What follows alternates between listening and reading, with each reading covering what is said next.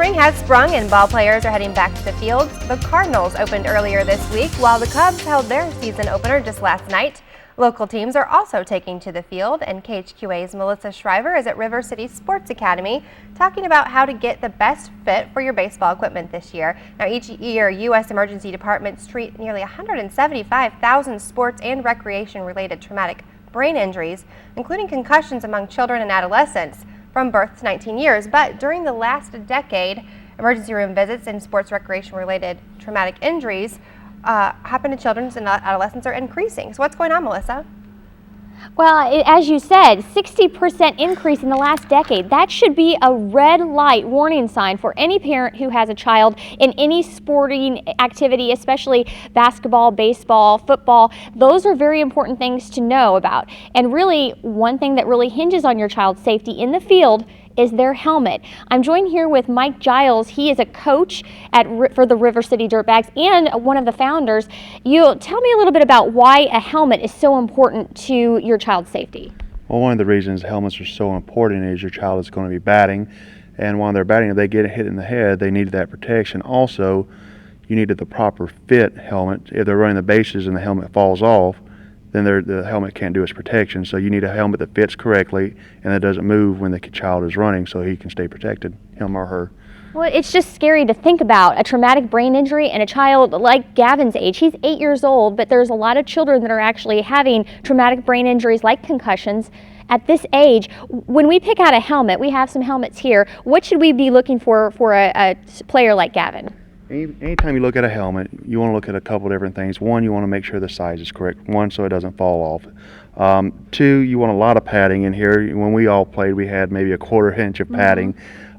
Never skimp on money when it comes to a helmet. Get a good helmet. Make sure it has good padding. One of the things you want to look for inside is it needs to say Pro Dry or Bio Dry, which both of these helmets do, and that just means when players, sweat in it, it doesn't stay in there and break down the material. It'll dry out real quick, so this stays nice and has all the cushion you need for it. So on the fitting of it, this helmet will be just a little bit too big for Gavin. Take the head off and put this on, big guy. Now hold your head up high for me. Now as you can look, he has a lot of room here, and when players start to run, what will happen, this helmet, see how it just moves so freely, it's not a problem, and it'll pop off. And what we don't want to happen, then someone throw a baseball and hit them in the head. So this is a little bit too big. Even though it has a lot of padding, it's not going to do its job because it's probably going to fall off at some point. Now this helmet has been fitted for him. This is what he'll wear during games once you put that one on. It's such a big difference too. Oh, it's huge. And as you look up, Gavin, you can see it's snug around his ears. There's hardly any movement. It's going to stay on his head, and it's going to do the protection. If it hits, how you feel? You good? So, and one of the main things, if you do have a helmet, and I know they do cost a lot of money, if you get hit in the head with a baseball, you need to replace the helmet because it's going to break down, and you want to make sure you protect your child's head. So make sure that you always protect them, make sure it's not dry rot on the inside of it, and that you have no cracks. And if you have a crack, get rid of it.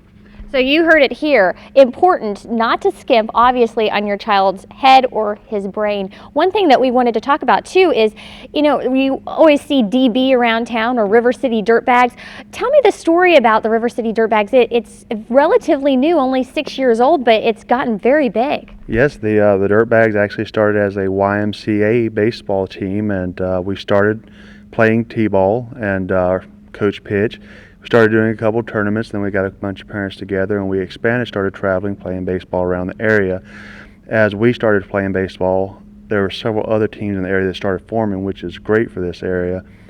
So we went from 1 team to 2 teams last year, and then we added a 3rd at the end of last year, to now we have 10 baseball teams, multiple ones at each age group, that parents will travel as far as Kansas City, up to Chicago, down to St. Louis.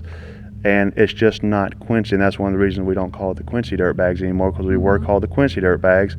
But now we have several players from Hannibal, Fairfield, Iowa, several different places in Missouri that's about an hour away that come into this community to get the training and get the coaching they need. And then this past year and a half, we opened up River City Sports Academy, so they have a place to practice, not only the players that play for the Dirtbags, but other members in the community. You also said, we wanted to add this as well, if you have any questions about how to get your helmet fitted for your child, they said that they have some experts here that are willing to help you and show you what you're doing wrong, or perhaps suggest another helmet. Back to you, Hannah.